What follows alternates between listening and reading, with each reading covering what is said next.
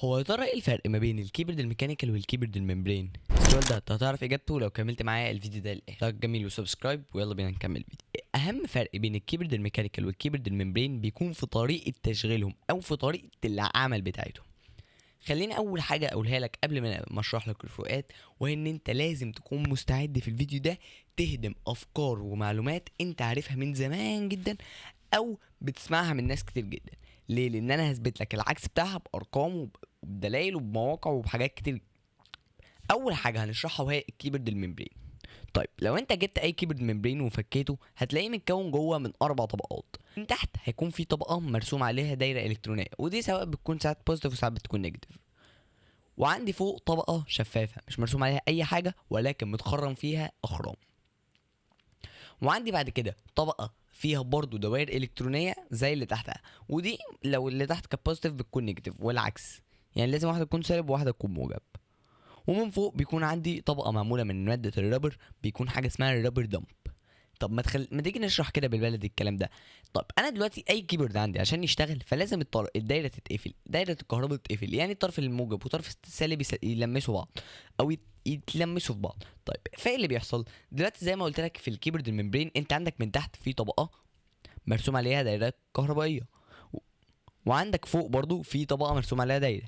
الطبقتين دول هما السالب والموجب، دول لما بيلمسوا بعض بيتسجل ضغطه. طب هو الفكره اصلا في يعني ماشي امتى يعني انا دلوقتي لو حطيت الطبقتين دول على بعض ما هيفضلوا ملمسين، الكيبورد هيبقى مش شغال كده او مش هيبقى كيبورد. فهنا بقى هيجي دور الطبقه الشفافه اللي انا قلت لك عليها في النص اللي متخرم فيها. الطبقه دي اسمها السبيسر. السبيسر دي هي كل مهمتها انها بتعزل بين الطبقتين. طيب الاخرام اللي موجوده فيها دي مكان الاخرام اللي الاماكن لما يعني الخرم ده انت لما هتدوس الطبقه اللي فوق هتلمس اللي تحت فهيتسجل الضغطه. طيب ايه لازم بقى الطبقه اللي فوق خالص اللي هي اسمها الرابر دامب دي؟ الرابر دامب دي كل مهمتها ان انا بدوس عليها فتنزل الطبقه البوزيتيف، فتنزل من فوق السبيسر تلامس الطبقه النيجاتيف. طبعا كل الكلام ده هيبقى مشروح لك بالبيرولات اسهل بكتير طبعا. طيب ايه يا ترى مميزات الكيبورد الممبرين؟ اول ميزه فيها وهي ان سعرها بيكون رخيص نسبيا، يعني انت ممكن بحوالي 20 او 40 دولار ان انت تجيب كيبورد ممبرين، وفي اقل طبعا بس انا بتكلم هنا لو حاجه للجيمنج او حاجه تكون من براند وتكون كويسه. وكمان في حاجات من برين اقل استخداماتها مكتبيه.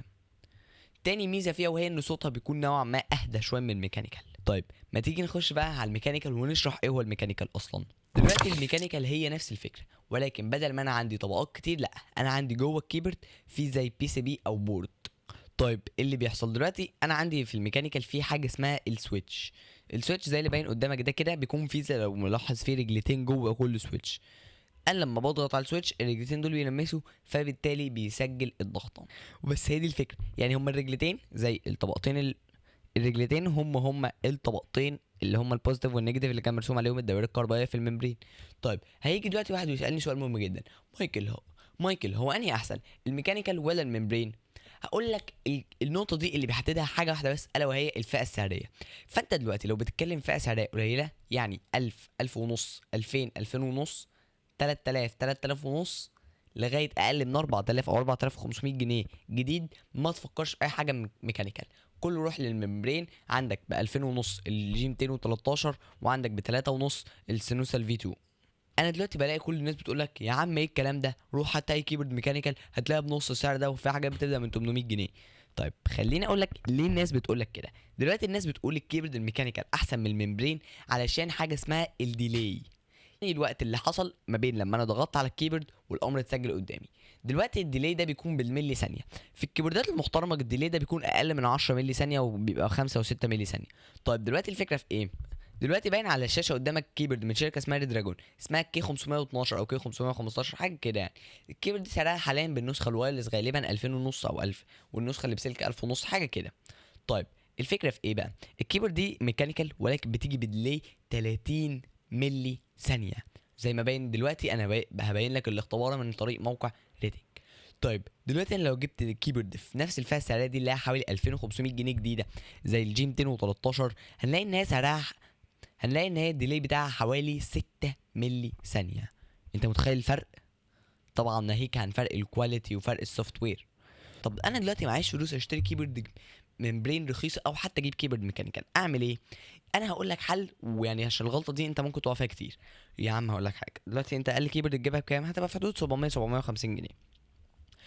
ممكن تجيب كيبورد مستعمله. هقول لك حاجه، في واحد اسمه بيتر ستور، ده عنده بيبيع كيبوردز مستعمله وكيبورد جديده واكسسوارز كتير جديده. عندك مثلا عنده كيبورد زي الريزر سنوسل في 2، دي ب 750 جنيه. عنده الجي 213 ب 1500 جنيه. عندك البلاك ويدو ال 2019 ب 2500 جنيه، او الجي 512. فالفكره في كده. وعلى فكره ده مش اعلان، هو بيتر ما يعرفش اصلا الفيديو ده معمول، هو انا بس، هو الوحيد اللي انا بستعمل معاه، وانا اصلا سالت على الكيبوردات ده عشان بشتري واحد صاحبي كيبورد. فالفكره باختصار شديد، ما تخليش حد يضحك عليك، مفيش حاجه اسمها الميكانيكال احسن ولا الممبرين احسن. معاك على الاقل 4000 جنيه، روح هات اقل كيبورد تقدر تبدا بيها. غالبا هتكون الجي 413 من لوجيتك، ولو لقيت حاجه اقل من براندات برضه احطها لك.